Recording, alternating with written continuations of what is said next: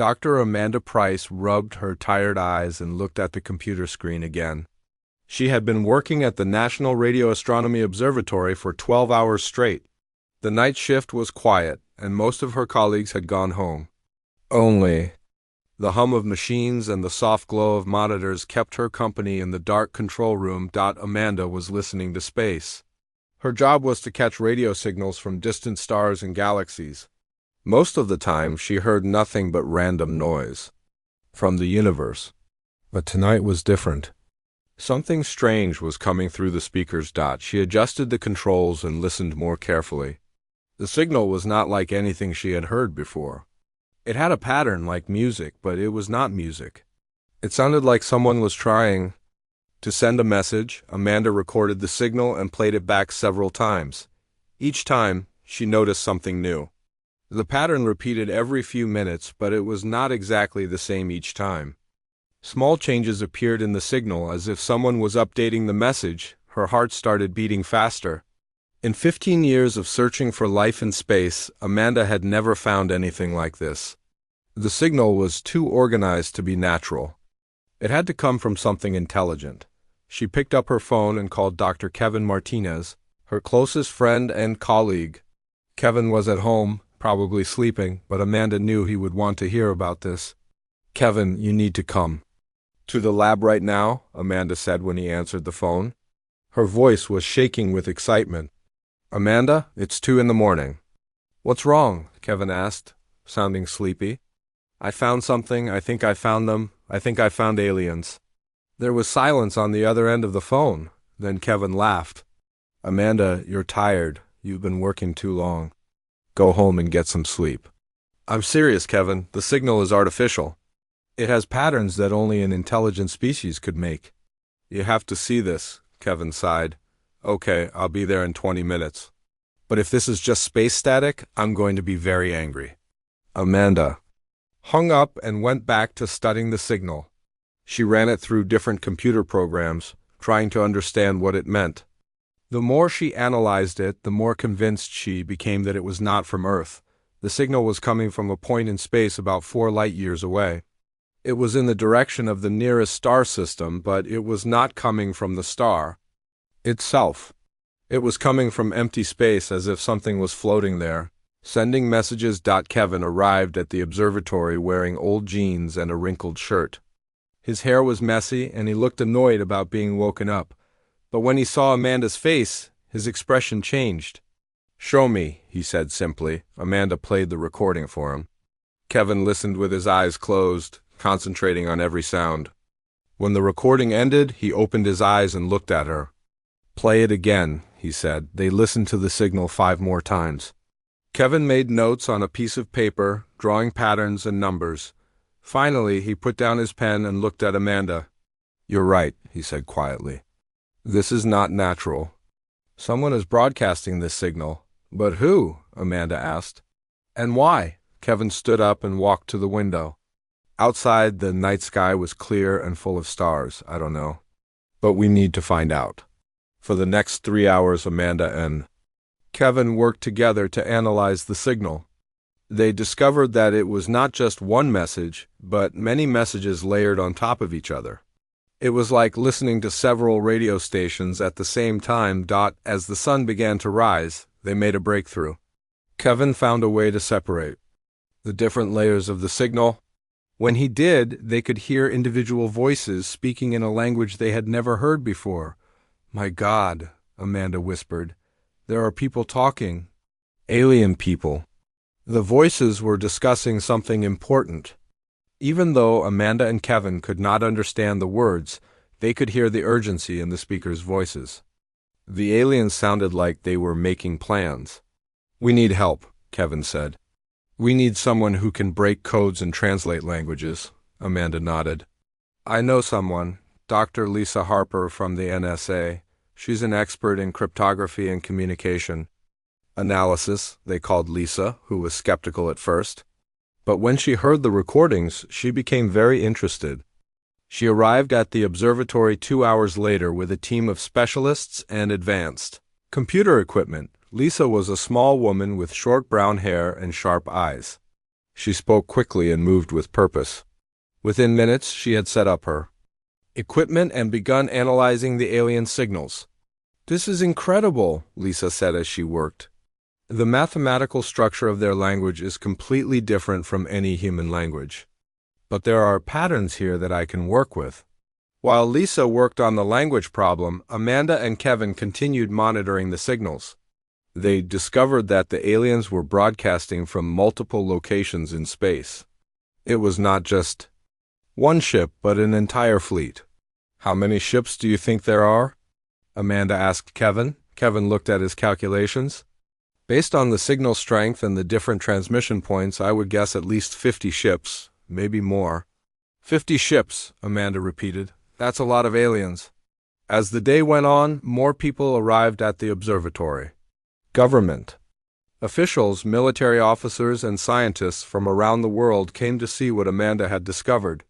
The small control room became crowded with people speaking in urgent whispers. Late in the afternoon, Lisa made a breakthrough. She had managed to translate some of the alien words. Her face was pale when she called Amanda and Kevin over to her computer. "I've got some of their language figured out," Lisa said. "And you're not going to like what they're saying." Amanda and Kevin looked at the computer screen. Lisa had translated several phrases from the alien broadcasts. "Population centers," Lisa read. "Defense systems. Resource locations. Military strength. What does that mean?" Amanda asked, though she was afraid she already knew. "It means they're not just exploring," Lisa said. "They're gathering intelligence. They're studying us." Kevin felt sick. "You mean they're planning to attack us?" Lisa nodded. "That's exactly what I mean. These aren't friendly visitors. They're scouts for an invasion." Forced, the room fell silent. Everyone stared at the computer screen, trying to process what they had just learned. Amanda felt the weight of responsibility on her shoulders. She had made the discovery that would change everything. "We have to warn everyone," Amanda said finally. "We have to tell the world." "Already done," said a voice from the back of the room. Everyone turned to see Lieutenant Colonel Frank Adams, a tall man in military uniform. "My team has been monitoring your work for the past few hours. The Pentagon is already preparing for the possibility of an alien invasion. How long do we have?" Kevin asked. Frank looked at his watch. "Based on the signal analysis, we estimate the main invasion force will arrive in 6 to 8 months. But the scout ships are already here in our solar system." Amanda felt the room spinning around her. Just 24 hours ago, she had been a normal radio astronomer, listening to the quiet sounds of space. Now, she was at the center of humanity's greatest crisis. "What do we do now?" she asked. Frank smiled grimly. "Now, Dr. Price, we prepare for war. And we're going to need your help to do it." Outside the observatory, the sun was setting, painting the sky in shades of orange and red. Soon it would be dark again, and Amanda would return to her post, listening to the signals from space. But everything had changed. The universe was no longer empty and silent. It was full of aliens who wanted to destroy humanity. Amanda took a deep breath and prepared for the fight of her life. 3 weeks had passed since Amanda Price first heard the alien signals. The small radio observatory had become the center of the world's most important scientific project. Military trucks surrounded the building and soldiers stood guard at every entrance. The quiet life Amanda once knew was gone forever. She sat in front of her computer, surrounded by screens showing alien communication patterns. Coffee cups and empty food containers covered her desk. She had barely slept in days, but her mind was sharp and focused. The alien signals had become her obsession. "Amanda, you need to rest," Kevin Martinez said, walking into the room with a fresh cup of coffee. "You can't save the world if you collapse from exhaustion." "I'm fine," Amanda replied, not looking away from her screen. "Look at this pattern. Here, the aliens send the same type of message every 12 hours. It's like they're reporting to someone higher up in their command structure." Kevin sat down next to her and studied the data. Over the past weeks, he had become an expert in alien technology signatures. Every ship in their fleet had a unique electronic fingerprint, and Kevin could identify individual vessels from their radio emissions. "I've been tracking their movements," Kevin said. The scout ships are getting closer to Earth. They're now positioned just beyond Mars' orbit. At their current speed, they'll reach Earth in 5 months. Amanda nodded but kept working. She was building something that had never existed before, a computer program that could predict what the aliens would do next. She called it the prediction algorithm, and it was becoming more accurate every day. "Show me the latest predictions," Kevin said. Amanda opened another window on her computer. The screen filled with charts and graphs showing alien fleet movements, communication patterns, and tactical behaviors. Red lines traced the predicted paths of enemy ships, while blue dots showed where the algorithm expected them to attack. "According to my calculations, the aliens will send 3 more reconnaissance missions before the main invasion," Amanda explained. "The first one will happen in 4 days. They'll target our military satellites to test our defensive capabilities." Kevin looked impressed. "How can you be so sure?" "Because they're predictable," Amanda said. "They follow patterns just like humans do. Every species develops habits and preferences. The aliens prefer to attack from specific angles, they communicate at regular intervals, and they always scout their targets before attacking." Dr. Lisa Harper walked into the room carrying a stack of papers. She had been working around the clock to decode alien messages, and her efforts were paying off. Each day she understood more of their language. "I've got the translation of their latest transmission," Lisa said, placing the papers on Amanda's desk. "It's a tactical assessment of Earth's defenses. They're analyzing our missile systems, Air Force capabilities, and naval strength." Amanda read through the translation. The aliens were thorough in their intelligence gathering. They knew about every major military base on Earth, every nuclear weapon, and every defensive system. But they were also revealing their own weaknesses. "Look at this section," Amanda pointed to a paragraph in the translation. "They're concerned about our radar systems. They think we might be able to detect their ships when they get closer to Earth." Lisa nodded. "They're also worried about our satellite network. They keep mentioning the need to disable our communications before the main attack." Amanda felt excitement building in her chest. "Don't you see? They're telling us their strategy. Every time they communicate, they're giving us information about how they plan to attack." She turned back to her computer and began typing rapidly. The prediction algorithm was learning from every piece of new information. Amanda fed it the translated messages, the communication patterns, and the movement data from Kevin's tracking systems. "Computer, analyze alien tactical preferences," Amanda said to her program. "Predict their next 3 actions." The computer worked for several minutes, processing thousands of data points. Finally, it displayed its results on the screen. "Mission 1, satellite reconnaissance in 4 days," Amanda read aloud. "Mission 2, atmospheric probe in 11 days. Mission 3, lunar base establishment in 8 days." Kevin stared at the screen in amazement. "You really think your computer can predict what they're going to do?" "There's only one way to find out," Amanda said. "We wait 4 days and see if I'm right." Lieutenant Colonel Frank Adams entered the room with General Patricia Wells, a stern-looking woman in her 50s who had been placed in charge of Earth's defense efforts. General Wells had been skeptical of Amanda's prediction algorithm, but she was willing to listen. "Dr. Price," General Wells said, "I need to know if your predictions are reliable. Lives depend on your accuracy?" Amanda stood up and faced the general. "Ma'am, I believe my algorithm is at least 80% accurate. The aliens follow predictable patterns, and my computer has learned to recognize those patterns." 80% isn't good enough," General Wells said firmly. "I need certainty." "With respect, General, nothing in war is certain," Amanda replied. "But 80% is better than blind guessing. My algorithm gives us an advantage we've never had before." General Wells considered this for a moment. "Very well. We'll test your predictions. If you're right about the satellite reconnaissance in 4 days, we'll take your algorithm seriously." For the next 4 days, Amanda refined her program. She added new data, improved the mathematical models, and tested different prediction scenarios. Kevin helped by providing more detailed information about alien ship movements. While Lisa contributed fresh translations of enemy communications, the prediction algorithm grew more sophisticated with each passing hour.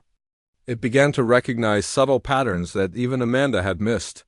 The computer identified which alien commanders were more aggressive, which ships were used for specific missions, and which tactics the aliens preferred in different situations. On the fourth day, Amanda's team gathered in the control room to watch the skies. Military satellites had been repositioned to observe the area where Amanda predicted the alien reconnaissance would occur. Everyone was tense, knowing that the credibility of the entire project depended on this moment.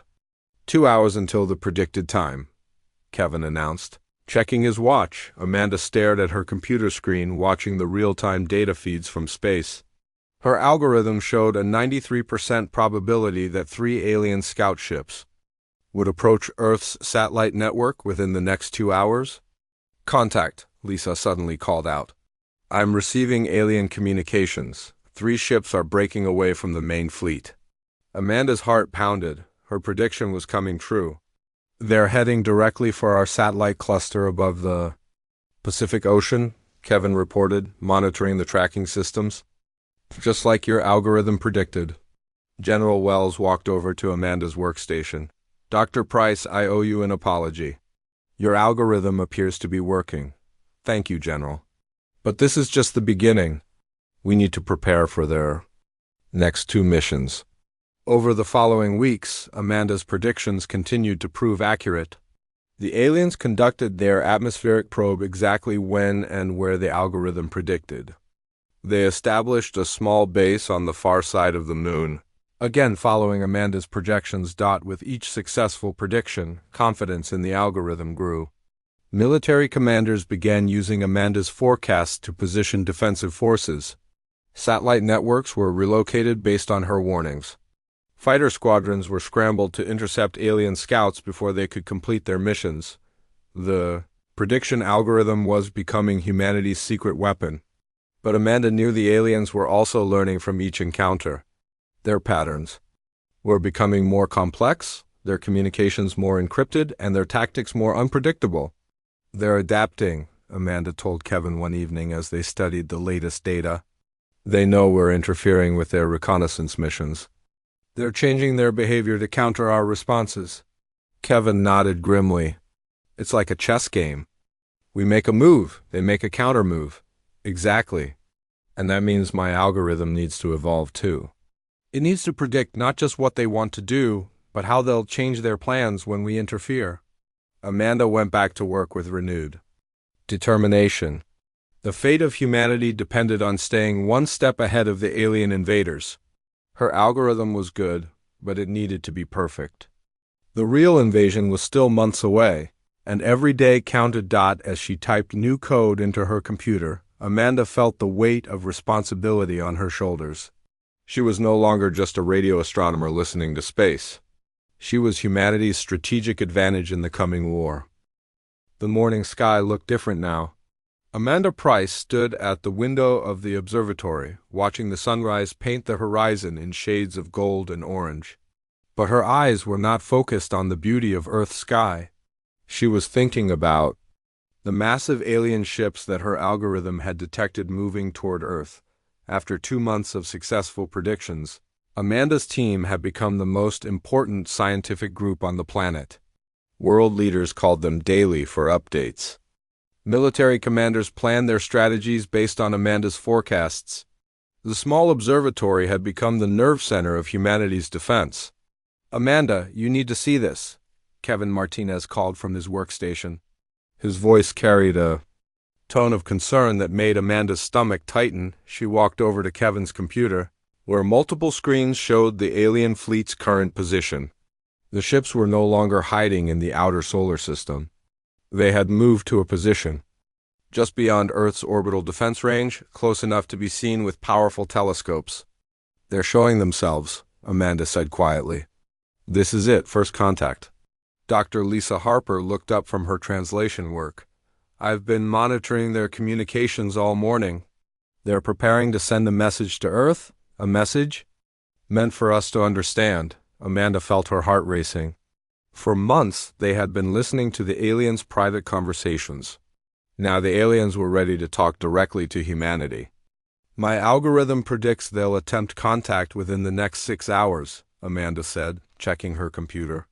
They want to establish communication before showing their full strength. General Patricia Wells entered the room with several other military officers. Behind them walked Ambassador Richard Cole, a tall man with gray hair who had been chosen to speak for Earth if the aliens made contact. "Dr. Price," General Wells said, "your algorithm has been right about everything so far. What should we expect from this first contact?" Amanda pulled up her latest predictions on the main screen. "According to my analysis, the aliens will demand our surrender. They'll try to make us believe resistance is hopeless, but they'll also offer terms that seem reasonable, hoping to avoid a costly war." "What kind of terms?" Ambassador Cole asked. "They'll probably want us to relocate human populations to specific areas, leaving the rest of Earth for them. They'll promise to let us live in peace if we cooperate." Kevin was studying the alien fleet positions on his monitors.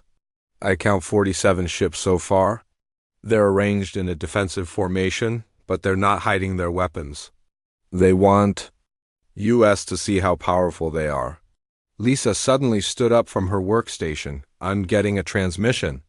It's on all radio frequencies. They're trying to contact us." The room fell silent as Lisa activated the speakers.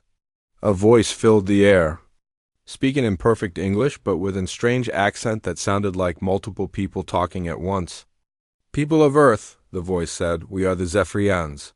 We have traveled across the galaxy to reach your world.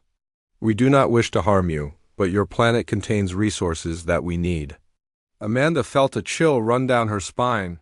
Her algorithm had predicted this almost exactly. The alien voice continued, "We offer you a choice. Surrender peacefully, and we will allow your species to continue living on designated areas of your planet. Resist, and we will be forced to take what we need by other means." Ambassador Cole stepped forward. "How do we respond?" "Carefully," Amanda said. "My algorithm suggests this is a test. They want to see how unified we are. If we appear divided, they'll try to exploit that weakness." The alien transmission continued for several more minutes. The Zephyrians explained that humans would be moved to special zones where they could live safely. They promised that human culture and society would be preserved. They even offered to share some of their advanced technology, but Amanda's algorithm was processing every word, analyzing the patterns and hidden meanings. When the transmission ended, she had disturbing news. "They're lying," Amanda announced to the room. "The language patterns showed deception. They have no intention of letting us live peacefully." "How can you be sure?" Ambassador Cole asked. "Because my computer has learned to recognize their communication patterns. When they lie, their speech rhythms change slightly. Also, this entire message was designed to divide us. They're hoping some countries will accept their terms while others resist." Kevin was monitoring the alien fleet's movements. Amanda's right. While they were broadcasting their peaceful message, 3 of their ships moved closer to Earth. They're preparing to demonstrate their power. Lisa was working frantically at her translation station.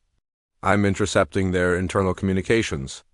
They're planning to destroy several of our satellites as a show of force." Amanda's fingers flew over her keyboard as she updated her algorithm with this new information. "They'll target our military satellites first, then our communication satellites. They want to prove they can cut off our global communications whenever they choose." "When?" General Wells asked. "In approximately 40 minutes, Amanda replied. "My algorithm shows a 96% probability." General Wells immediately contacted military commands around the world. Within minutes, defensive systems were being activated and backup communication networks were being prepared. Amanda continued monitoring the alien fleet through her prediction system. The algorithm was showing her something troubling. The aliens were not just preparing a demonstration of power. They were studying human responses to their actions. "They're watching us," Amanda told Kevin. "Every move we make, every defensive measure we take, they're learning from it." Kevin nodded grimly. It's like they're running experiments on us.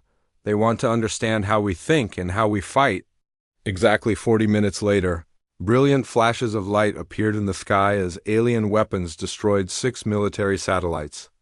The demonstration was precise and overwhelming. The aliens had shown they could cripple Earth's defenses whenever they chose, but Amanda's algorithm had allowed Earth's forces to prepare. Backup systems immediately took over the functions of the destroyed satellites. Communication networks remained intact. The aliens had demonstrated their power, but they had not achieved their goal of creating panic and chaos. Lisa received another alien transmission. This time, the Zephyrian voice sounded less patient. "People of Earth, you have seen our capabilities. We will give you 72 hours to decide. Accept our terms or face the consequences." Amanda's algorithm was already analyzing this new message. The results were not encouraging. "They expected us to be more frightened," Amanda explained to the group. "Our quick recovery from their satellite attack surprised them. Now they're angry, and angry enemies make more mistakes." "What kind of mistakes?" General Wells asked. "They'll try to prove their superiority by attacking something bigger. My algorithm predicts they'll target a major city or military installation. They want to show us that resistance is hopeless." Kevin was tracking new movement in the alien fleet. 6 ships are breaking away from the main group. They're heading toward Earth's atmosphere. Amanda's prediction system was working frantically, processing the new data. They're going to attack the International Space Station. It's a visible target that won't cause massive casualties, but it will demonstrate their ability to strike anywhere. General Wells was already on the phone with Space Command. "We need to evacuate the space station immediately." "No," Amanda said firmly. "That's what they expect us to do. My algorithm shows a better option." Everyone in the room stared at her. Amanda took a deep breath and continued.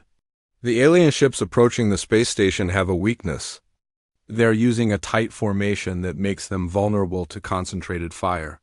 If we can coordinate our orbital defense platforms, we can destroy at least 2 of their ships." Kevin looked at the tracking data. "Amanda, are you sure? If we attack them and fail, they might launch a full invasion immediately. And if we don't fight back, they'll think we're helpless. My algorithm shows that the aliens respect strength. If we can hurt them, they'll be more cautious about attacking us." General Wells made the decision. "Do it. Coordinate the defense. Platforms." Amanda's algorithm guided the attack with perfect precision. Earth's orbital weapons fired simultaneously, targeting the alien ship's weak points. 2 Zephyrian vessels exploded in brilliant flashes of light. The remaining 4 ships quickly retreated to the safety of the main fleet. The room erupted in cheers, but Amanda remained focused on her computer screen. The algorithm was showing her the aliens' reaction to their losses. "They're shocked," Amanda announced. "They didn't expect us to fight back so effectively, but now they know we can hurt them." Lisa was monitoring alien communications. They're arguing among themselves. Some want to attack immediately, others want to study our defenses more carefully. Amanda's algorithm was processing this new information, calculating the probabilities of different alien responses. What it showed her was both encouraging and terrifying. "We've bought ourselves time," Amanda said. "But we've also made them more dangerous. They're going to change their strategy completely." Captain Steve Johnson, commander of the Orbital Defense Platform, contacted them from space. "Dr. Price, your predictions saved lives today. What should we expect next?" Amanda looked at her algorithm's latest projections. The 72-hour deadline had passed 3 days ago. Amanda Price stood in the emergency command center that had been built beneath the observatory. The small radio telescope facility had grown into a massive underground complex filled with computers, communication equipment, and military personnel from around the world. Red lights flashed on every screen in the room. The alien invasion had begun exactly as Amanda's algorithm had predicted. Wave after wave of Zephyrian fighters descended from the massive motherships, their silver hulls gleaming in the sunlight as they entered Earth's atmosphere. "First wave incoming over Tokyo," Captain Nancy Clark reported from her fighter jet. Her voice crackled through the radio speakers. 12 alien craft, flying in diamond formation just like Dr. Price predicted. Amanda's fingers moved rapidly across her keyboard. The prediction algorithm had evolved far beyond her original design. It now processed thousands of data points every second, analyzing alien movement patterns, weapon signatures, and tactical decisions in real time. "Nancy, they'll break formation in 30 seconds, Amanda said into her headset. The lead ship will dive toward the city center while the others circle around to attack from behind. Copy that, Dr. Price, moving to intercept. On the main screen, Amanda watched as Captain Clark's squadron positioned themselves exactly where the algorithm predicted the aliens would be. When the Zephyrian fighters broke formation, Earth's pilots were waiting for them. Direct hit on the lead ship, Nancy reported. They didn't see us coming. Kevin Martinez was monitoring alien communications from his station across the room. Amanda, listen to this. The aliens are confused. They keep asking each other how we knew where they would be, Amanda smiled grimly. After months of studying alien behavior, her algorithm had learned to predict their tactical preferences with remarkable accuracy. The Zephyrians preferred certain attack angles, specific formation patterns, and predictable response times. They were skilled warriors, but they were also creatures of habit. Second wave approaching New York, Major Peter Brooks called from his position over the Atlantic Ocean. 15 ships? Heavy fighters by the look of them? Amanda's algorithm immediately processed this new information. The display showed the predicted flight paths of the alien ships, their likely targets, and the optimal positions for Earth's defenders. Peter, they're going to target the bridges first, Amanda said. They want to trap civilians in Manhattan. Position your squadron over the Hudson River. Already on it, Dr. Price. Your computer told us 20 minutes ago. Dr. Lisa Harper looked up from her translation work. Amanda, I'm getting reports of communication breakdowns in the alien fleet. They're having trouble coordinating their attacks. That's because Kevin's jamming system is working, Amanda replied. Kevin had discovered that alien technology relied heavily on quantum communication networks. By broadcasting specific electromagnetic frequencies, Earth's forces could disrupt these networks and create chaos in alien coordination. Jamming intensity at maximum, Kevin reported. Their command ships are trying to compensate, but we're staying ahead of them. General Patricia Wells entered the command center with urgent news. Dr. Price, we need your algorithm to analyze the alien mothership. Intelligence suggests they're preparing for a massive assault on Washington, D.C. Amanda turned to her computer and began typing. The algorithm processed satellite images of the alien mothership, analyzing its weapon systems, shield configurations, and defensive capabilities. Within minutes, it had identified several potential weaknesses. The mothership has a blind spot on its lower rear section, Amanda announced. If we can get fighters underneath it, we can target their main power generators. That's a suicide mission, General Wells said. Our pilots would never make it through their defenses. Not necessarily, Amanda replied.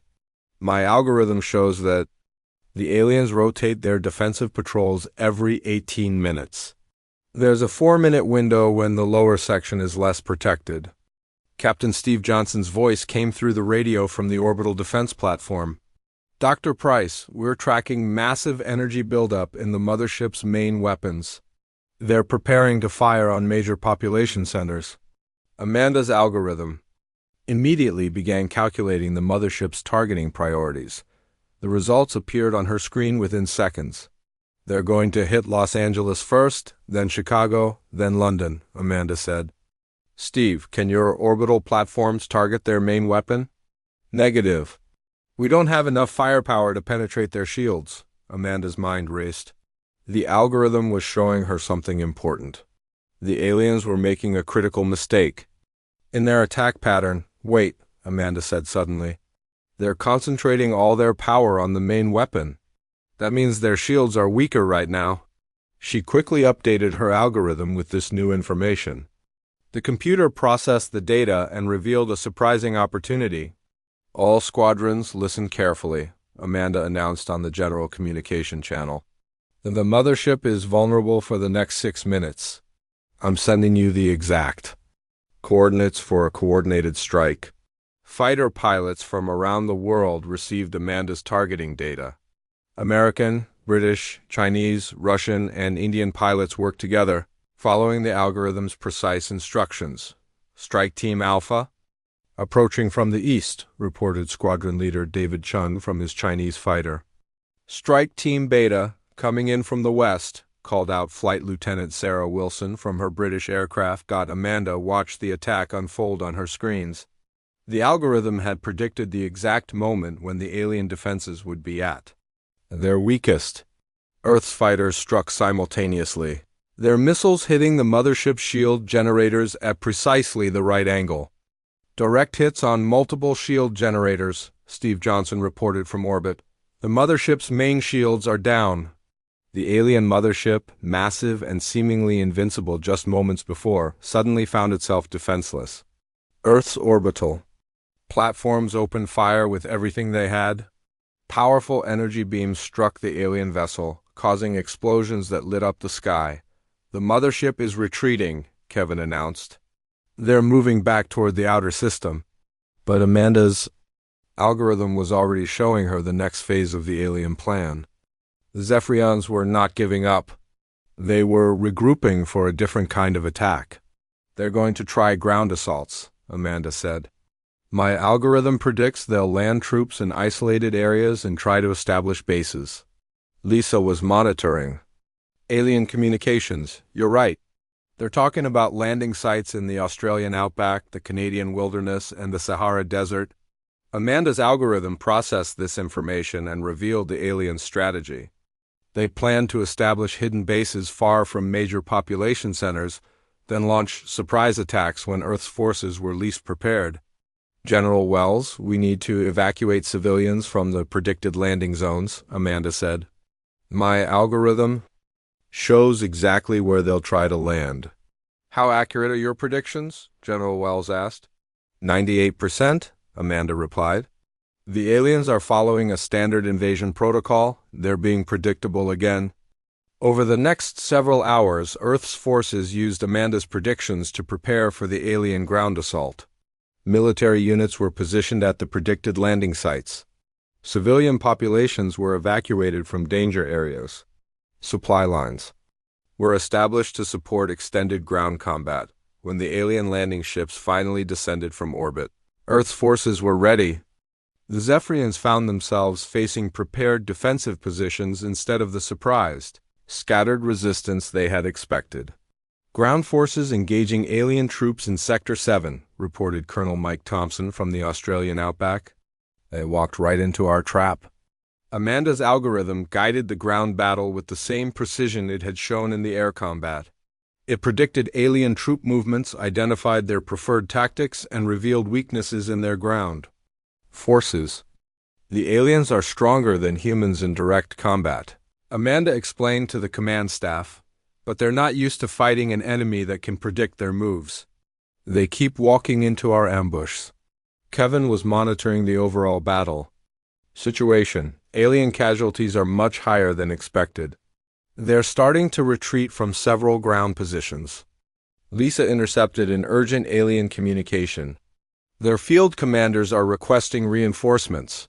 They're saying human resistance is much stronger than their intelligence predicted. Amanda felt a surge of pride. Her algorithm had not only helped humanity survive the initial invasion, but it had turned the tide of battle in Earth's favor. The aliens had superior technology, but humans had something more valuable, the ability to outthink their enemies. Dr. Price, General Wells said, your algorithm has saved millions of lives today. The aliens are retreating on all fronts. Amanda nodded, but she remained focused on her computer screen. The algorithm was showing her something concerning about the aliens' long-term strategy. General, this isn't over, Amanda said. The aliens are regrouping for one final assault. They're going to throw everything they have at us in a desperate attempt to win. Captain Steve Johnson's voice crackled through the radio.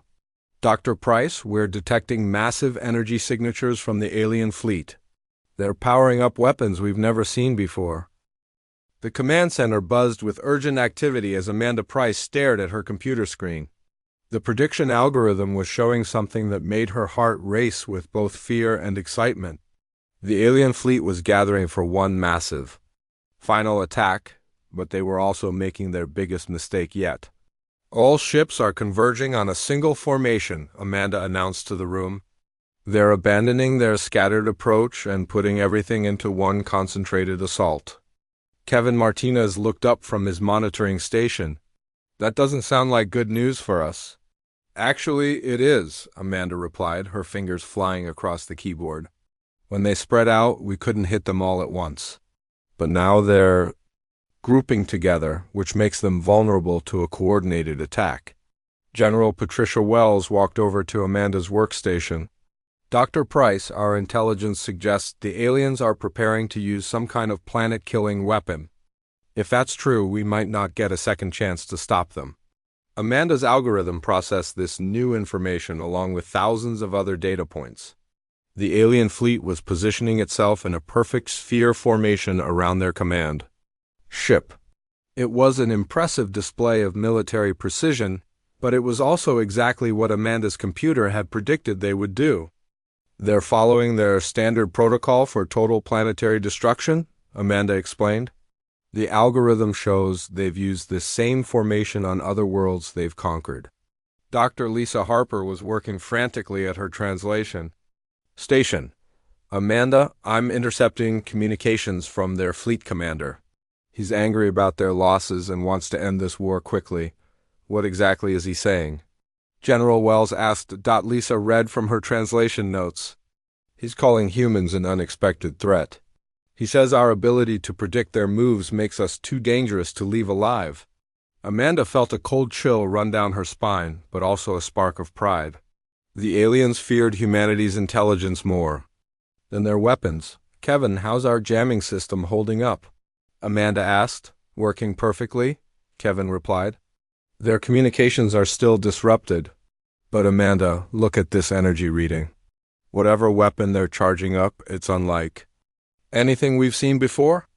Amanda's algorithm immediately began analyzing the new energy signatures.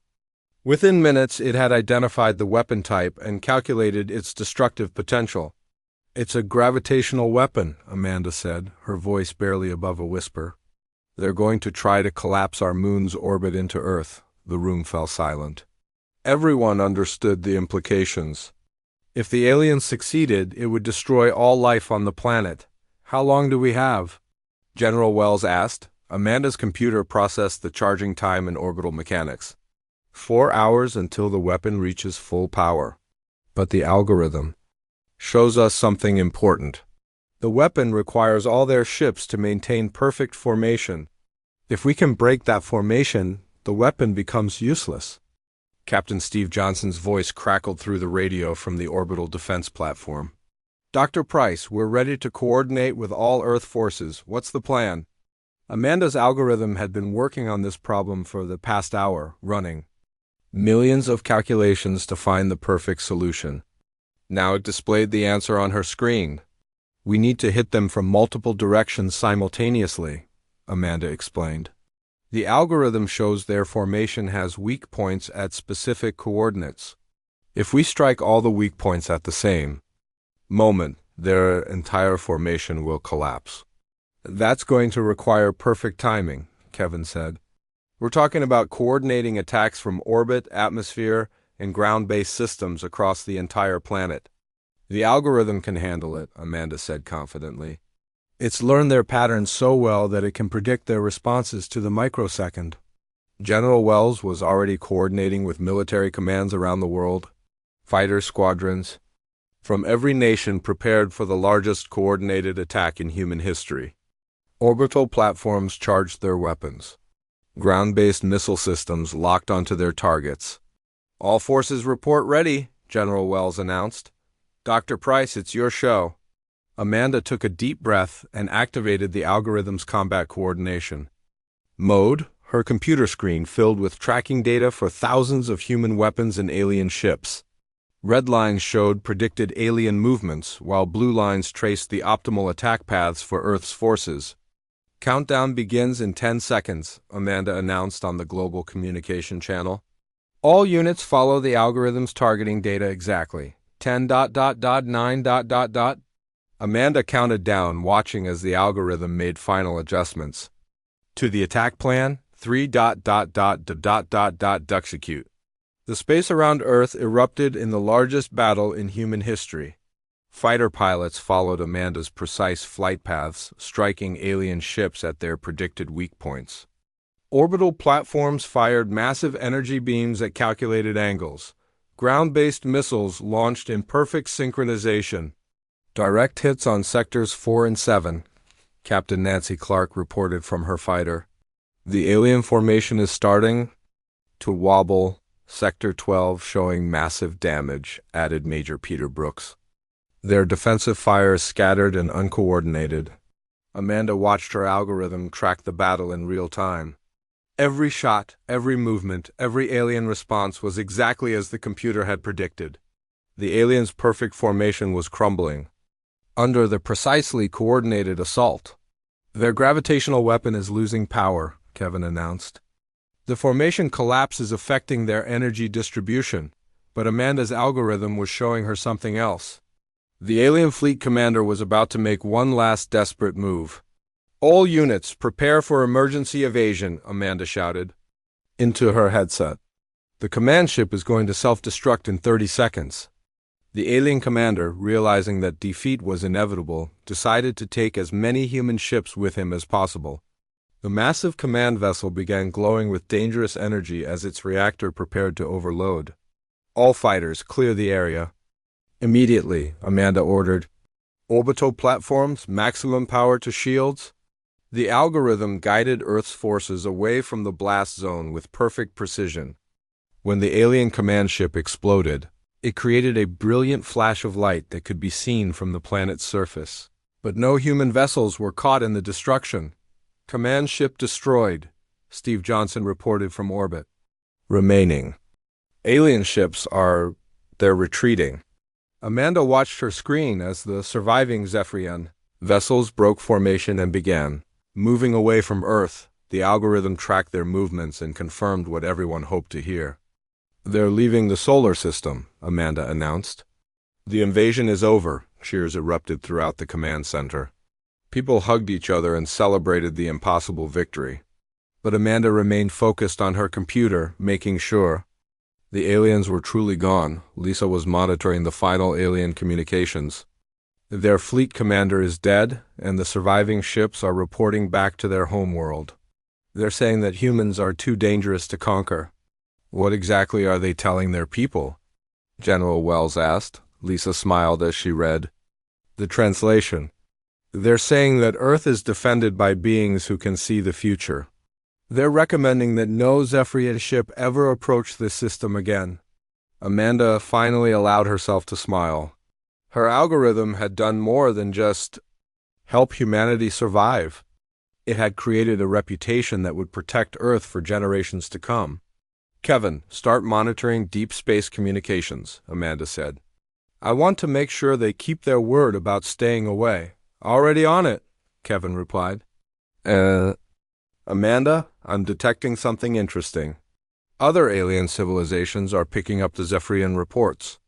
Word is spreading across the galaxy that Earth is protected by humans who can predict the future. General Wells walked over to Amanda's workstation. Dr. Price, you've saved our entire species. How do we thank you for that? Amanda looked around. The command center had all the people who had worked together to defend Earth. Scientists, soldiers, pilots, and commanders from every nation had united to face the alien threat. The algorithm was just a tool, Amanda said.